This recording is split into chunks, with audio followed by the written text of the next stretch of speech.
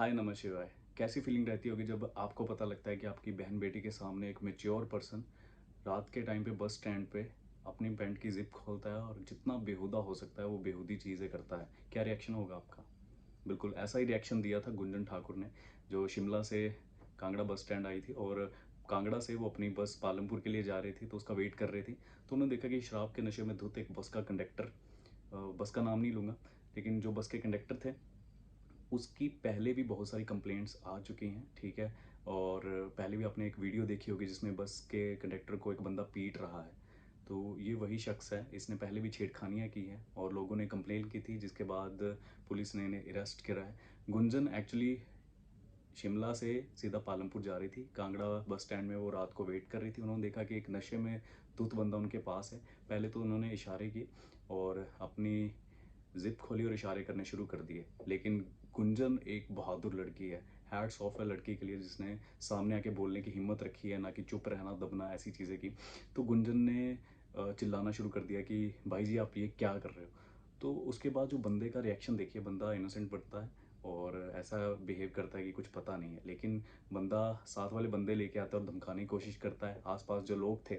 अब देखिए उस टाइम पे यहाँ पे बड़ी सारी चीज़ें हैं। लाइव गुंजन जी ने जो बताया वो आपने पूरी कहानी सुनी, लेकिन यहाँ पर देखिए सेफ्टी देखिए। बस स्टैंड पे कोई पुलिसकर्मी नहीं है, कोई सेफ्टी नहीं है।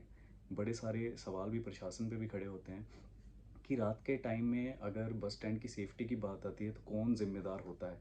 और मुझे सबसे जो अजीब पॉइंट लगा, हम सारी चीज़ें डिस्कस करेंगे, जब लोकल टैक्सी वाला एक बुज़ुर्ग बंदा आता है, तो वो क्या, जब वो बोलती हैं कि ऐसा ऐसा हुआ है, तो वो क्या एडवाइस देता है कि बेटी ये तो रोज़ का काम है, आप चले जाओ।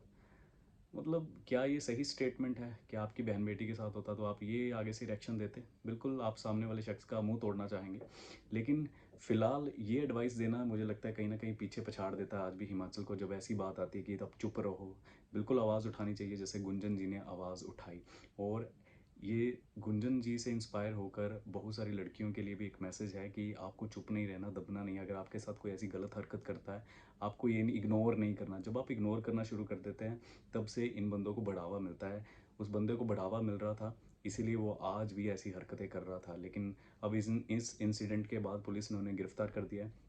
लोकल और लोगों ने कंप्लेन की, जिसके बाद उन्हें गिरफ्तार कर लिया गया है। लेकिन सेफ्टी को लेकर अगर मैं बोलूँ कि आज भी सवाल खड़े होते हैं कि बस स्टैंड के पास अगर कोई सुरक्षा का जिम्मा आता है तो वो किसका आता है, चाहे वो देर रात की बात हो।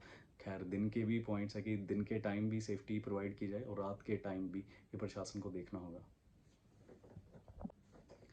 हालांकि गुंजन जी उस दौरान पुलिस को भी कांटेक्ट कर रही थी। उनके द्वारा जो नंबर दिए गए थे या जिन पे वो कॉल लगा रही थी वो कॉल लग नहीं रहे थे और पुलिस की तरफ से कोई भी नहीं आया था।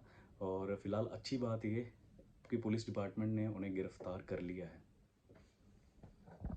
देखिए हिमाचल में आज भी बहुत सारे गाँव में, बहुत सारी जगहों पे ऐसे लोग हैं जो ऐसी हरकतें करते हैं।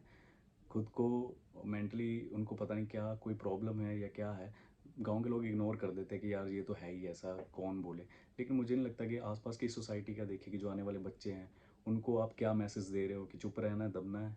ये अपने आप में एक चर्चा का विषय है कि हिमाचल की और भी जगहों पर अगर ऐसा होता है तो प्लीज़ आगे बढ़कर, ताकि आपको देखिए अपना समाज, कल को आपके परिवार के मेंबर्स भी कहीं बाहर जाएंगे तो आपको अपने आने वाले कल के लिए और परिवार के लिए भी ये कदम उठाने हैं।